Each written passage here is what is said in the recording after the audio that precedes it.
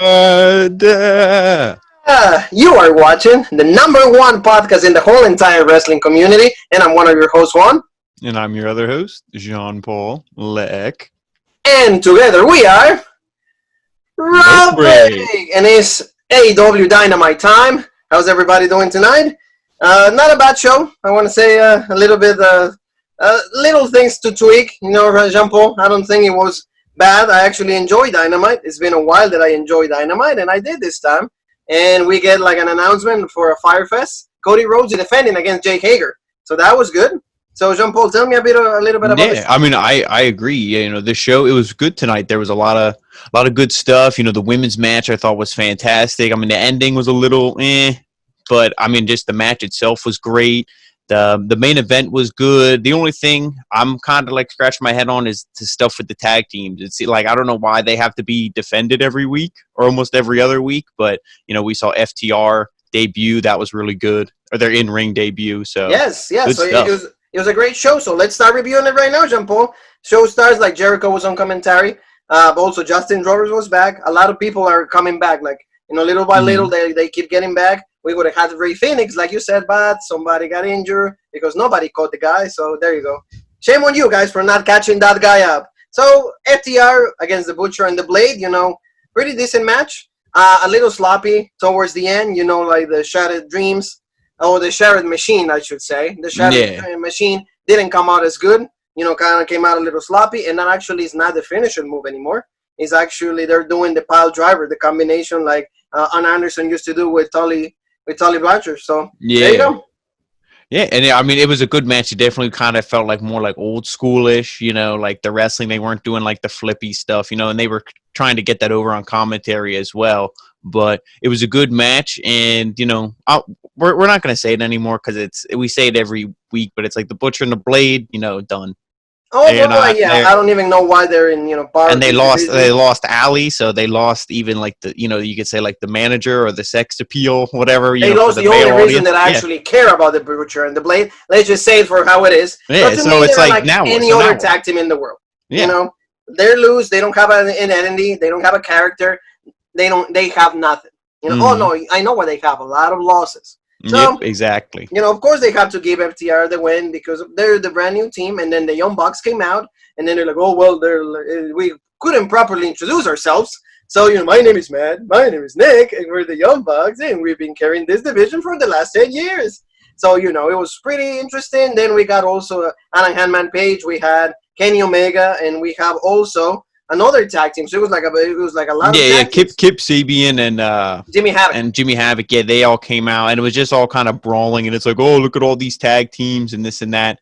But then it's like, you know, who stands tall? Who's the main focus? This is all just setting up the feud between, you know, FTR and the Young Bucks. Yes, and I mean, it's good stuff, and I do kind of like it because FTR, they were on Jim Cornette's podcast, and they kind of made it seem like they have shoot heat with the Young Bucks, and I'm like, it's all a work. But I mean, I guess that proves that kayfabe is still alive. So at least if you know how to deliver it, it's good, and people actually can get behind it. Especially see Cornette, you know, a big of course, like one of the, if not the flagship of like keep like kayfabe alive. That will be Jim Cornette. So like he keeps trying to go that route, and you always say that like the Revival or FTR, like they are like they want to keep everything like old school. So that's pretty much what we got. And also, like you said, promo from the Natural Nightmares, Dustin Rhodes and QT Marshall with Ali. You know, I don't know why Ali has that bad taste of going with Q-Tip.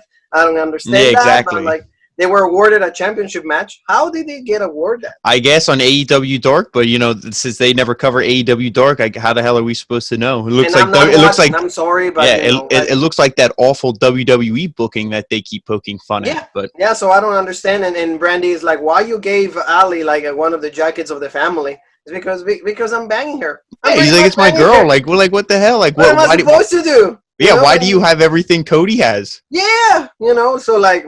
And pretty much, so like that, Dustin is like, "Hey, get your head out of the gutter. You know, get yourself straight together."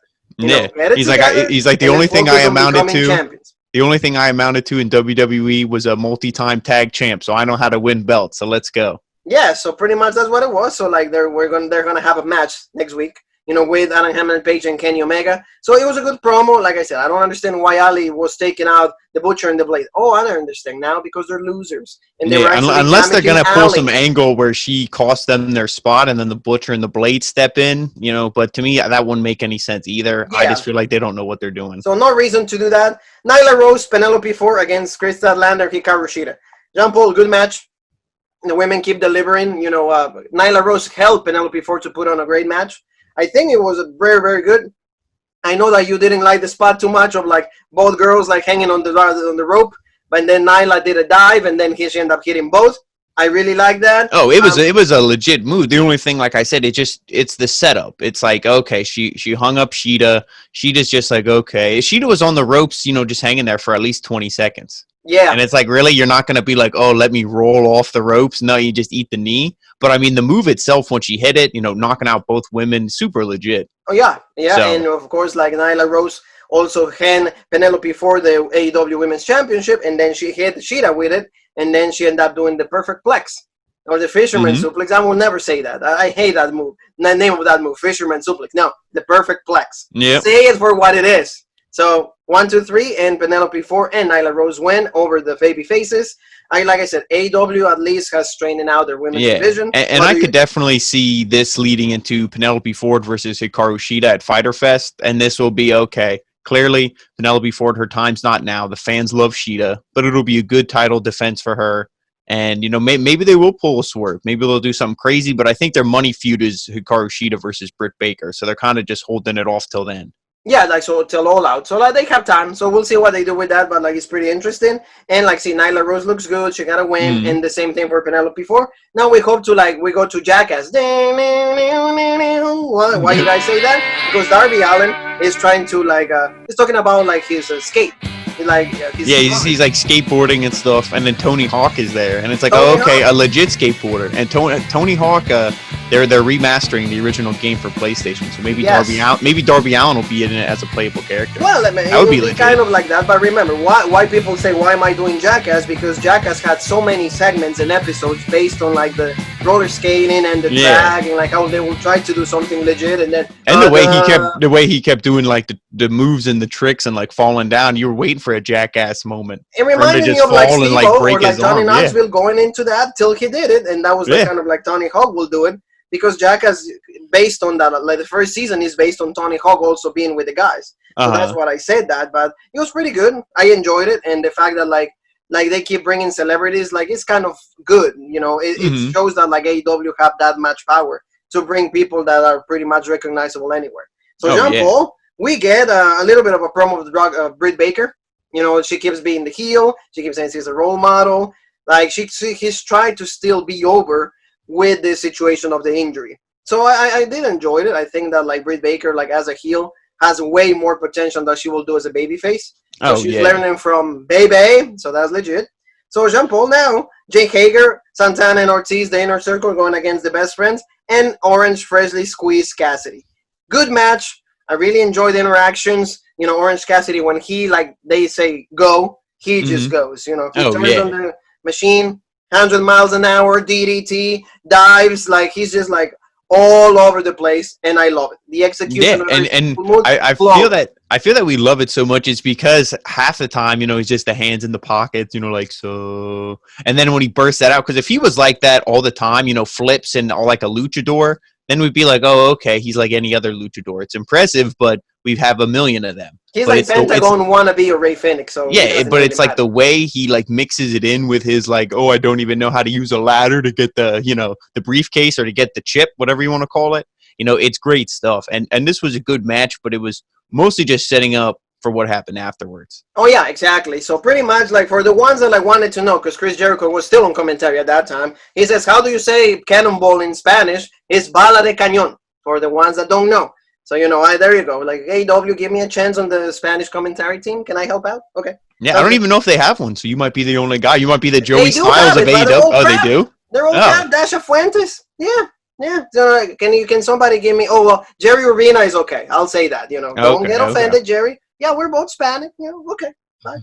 So, que queda Cannonball or Bala de Cañón onto Orange and then onto Ortiz. They said Cassidy for a double team move, but it won't stop. And then Orange roll up Ortiz for the win. What happens afterwards? Right away, Le Champion just runs, and then he has the bat. So like you said, Jean-Paul, they're still teasing that idea of Sting. Because why does he have the bat? You know, yeah, that's what I a mean. lot Yeah, of you people don't know. saying that Yeah, that's why so I mean, the bat. he has the bat, and I mean, he was also just beating him with the thing of oranges, which was kind of like, haha, it's funny, but it's like, okay, you know, but like Santana and Trees, they always have the loaded sock. Well, he had like a loaded bag of oranges, so Yes. he's, you know, cracking him with that, and like you said, the bat. I mean, maybe that is something. If that is, and that is the kind of symbolism, I mean, that would be legit stuff. But I could also see Sting, you know, maybe signing back with WWE as well. It could, but I mean, you know, until we don't know for sure, at least they're teasing it, and it looks like a good idea. You know, on paper, like Jericho against Sting will be fine because, you know, two legends. Match will be a little slow. Yes, it will be, but at least, hey, name value, it won't be as bad. If he's going against Mike Tyson, yes, he can go against Sting. Obviously, you know, it will be a money marquee match. But talking about marquee guys, MJF, of course, cuts a really legit promo. Hey, I'm the only guy that's been undefeated for over a year. I have the, you know, Battle Royale, like the diamond ring. The Dynamite diamond ring. Yes, and I still don't have a championship match. And what am I supposed to, or what do I need to do? You know, why do I keep walking through the locker rooms and everybody gives me dirty looks? I don't understand. So then Billy, he's like, why does Mark Quinn get a championship match instead of me? So I'm like, oh, he's not going after Moxley. He's going after Cody. Yes. Like the main idea is Cody. I think, you know, in paper, but we don't know yet. And then Billy stops him because Billy, he was talking about that he was like a big shark.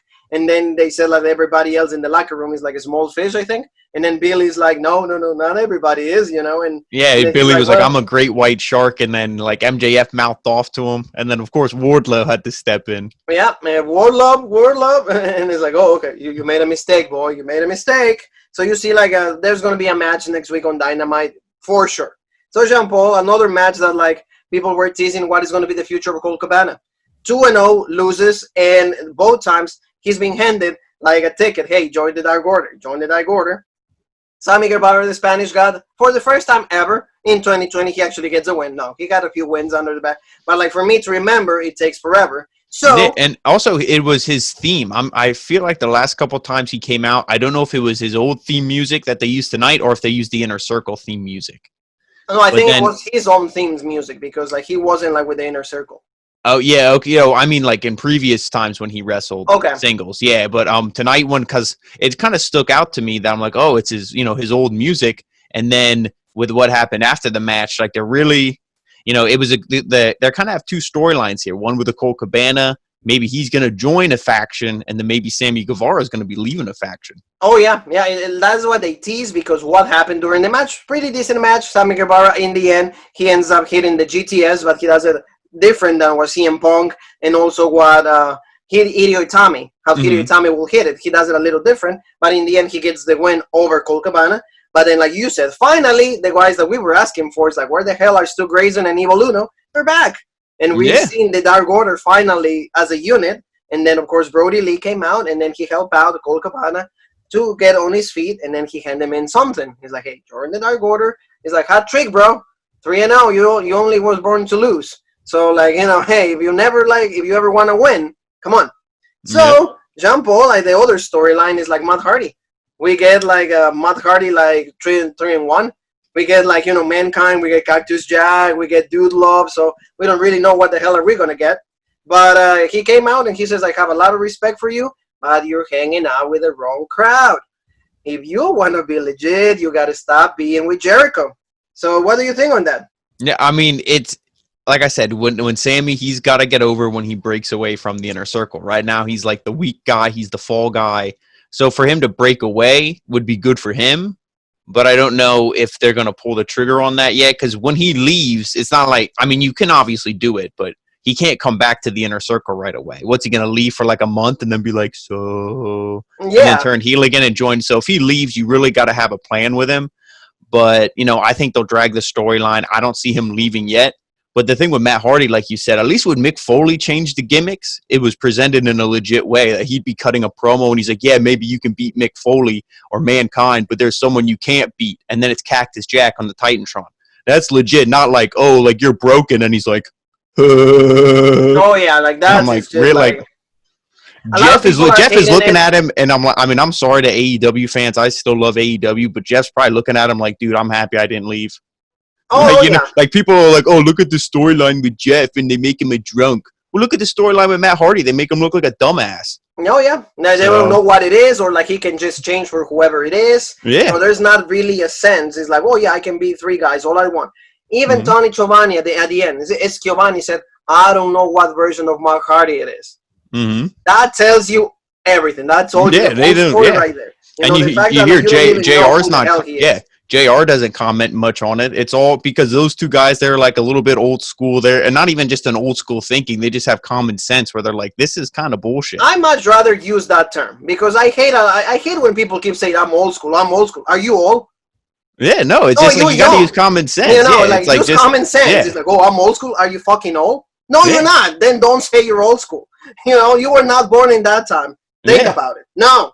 So you said common sense, and I really like that. So we move on to Brian Cage and Jon Moxley. I thought they were going to have a face-off in the ring, but like he was actually cutting a promo on the outside. I was excited because Justin Roberts was back. So, I was like, nope, I didn't get that. Nope, I didn't get that. But like he was talking trash on Brian Cage and Taz. He said that Taz is pretty much, he likes to talk a lot of trash. So he's like, I'm going to shut him up. I'm tired of this. Like I miss him when he was with Michael Cole on the days of Smackdown. So, 2003, I really love that Taz. And I love the Taz, like the Taz mission, but no, he's just a piece of crap right here. So Brian Cage attacks him and he beats the crap out of Jon Moxley. I really like when he was about to hit the claw, his finisher. Taz is like, nope, that's enough. We send our message. Yeah, it's same thing like with Jake the Snake. It's good that they have these managers, kind of keep these guys in control. Good promo by Moxley. I'm the toughest guy. Like Moxley is always a legit promo, I think. And this match will be good. But like I said, it's how many monsters is AEW gonna present, and then they just lose. No, yeah. You're right. It's interesting to see. I could really see him maybe pulling the trigger here with Brian Cage. Oh yeah. We'll find out at Fyter Fest. Well, I wouldn't be upset if he drops the belt because it's like you said, it's like he needs to be. If he's as legit as he thinks he is, make him win, make him the champion.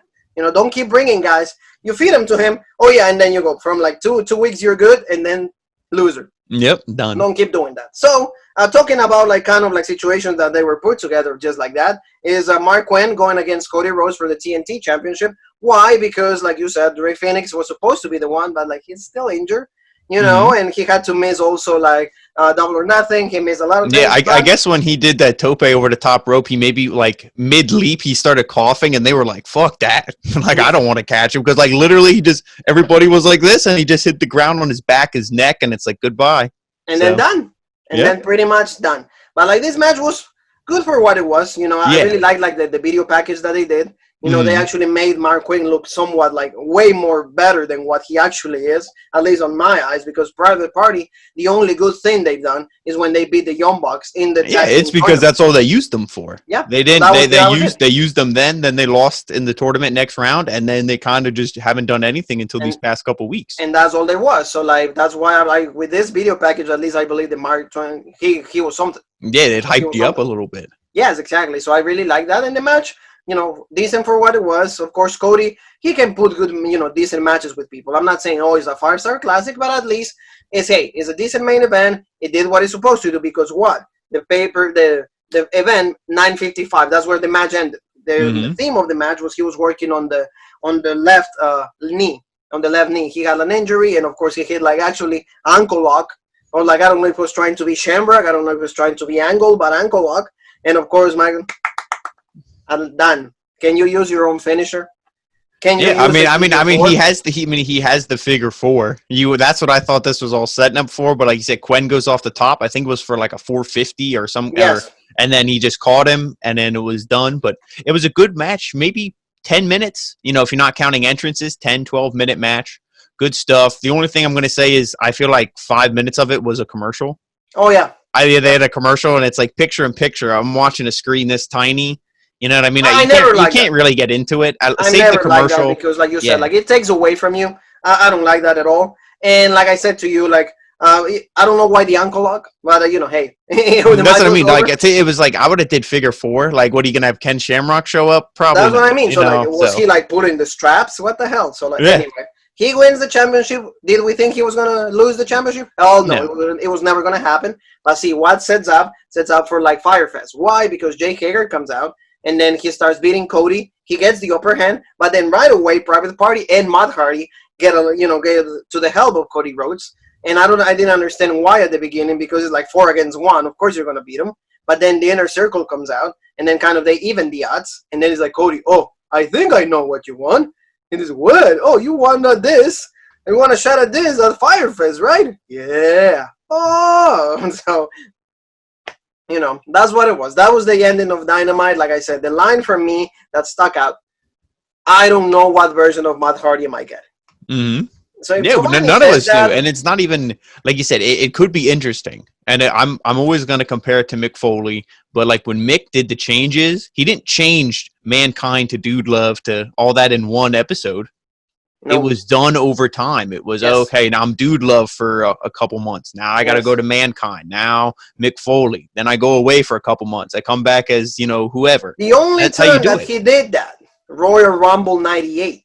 Oh, when he was every single one. With all 3 once. So he entered the Royal Rumble 3 times. Mm-hmm. I don't want to talk shit, but I feel like that was a Vince Russo. Yeah, I mean, whatever. But one time, in the Royal Rumble, it makes sense. Because, hey, we don't have like 10,000 guys in our roster. Let's just make 3 times. Yeah. Okay. But with Matt Hardy, you can't just flip-flop from like one to the other without making any sense. Because he tries to be version 1 because they had the Titantron exactly like it used to be with the screen and matter of fact.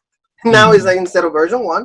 So it's like either you are broken or you're like version 1 or like regular Matt Hardy.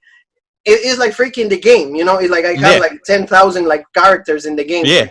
Attires. Like what the hell? But like this was the end of Dynamite. I think it was pretty interesting, at least enjoyable. Like a lot of things for Fyre Fest. We didn't get anything when it comes to like Mike Tyson and Chris Jericho. But at least he like you said it like last week. You said he's gonna be involved with Orange Cassidy. Why? So he gets the feud with Mike Tyson because of course Mike Tyson is not gonna be on every single Dynamite. And one thing I just want to mention before we go: why in the hell is Lars Archer with like the Jay the Snake just sitting down right there? If you're not going to use them, why are they there? Yeah, I don't know. And that's, and they say, like, there's all this stuff with Sean Spears and Tully Blanchard and all this, like, weird. It's like, oh, Arn Anderson, he's scouting. Joey Janela with Sonic Kiss? Yeah, and Arn Anderson was scouting FTR. It's like, why is Arn Anderson scouting them? He's supposed to be the coach for Cody. Yeah. Like, so lots of different stuff. I feel like they're just kind of throwing their fishing rod out in the lake, and they're like, let's see what bites. Yes. They're like, let's see what kind of happens, but exactly. So, but I do agree. It was a good episode of Dynamite. A couple things here or there you could change, but it was it wasn't bad. It was pretty good. That's what I can say. So family, remember where they can find us in social media, Jumbo. You can go on Facebook for the Original Rope Break, Instagram, the Original Rope Break, Twitter, the OG Rope Break, and like I heard Jericho say twice on tonight's episode, he must be listening to us. The Meat and Potatoes is right here on YouTube for the Original Rope Break. Thank you, Le Champion, for watching. Keep promoting. Hey, if you're gonna have us on Dynamite, we'll just be sitting down. We're not sick, so hey, they can do the test because at least AEW does the test. Whereas WWE, they don't even test anybody. They just make sure that your temperature is okay. So, thank you so very much for watching, family. I hope you guys enjoyed it. Tomorrow, we will be reviewing NXT. Also, a great show. A lot of things happening over there. The fallout for NXT Takeover in your house. Great show. So, Jean-Paul, you and me have one more thing that is left to say, and that is...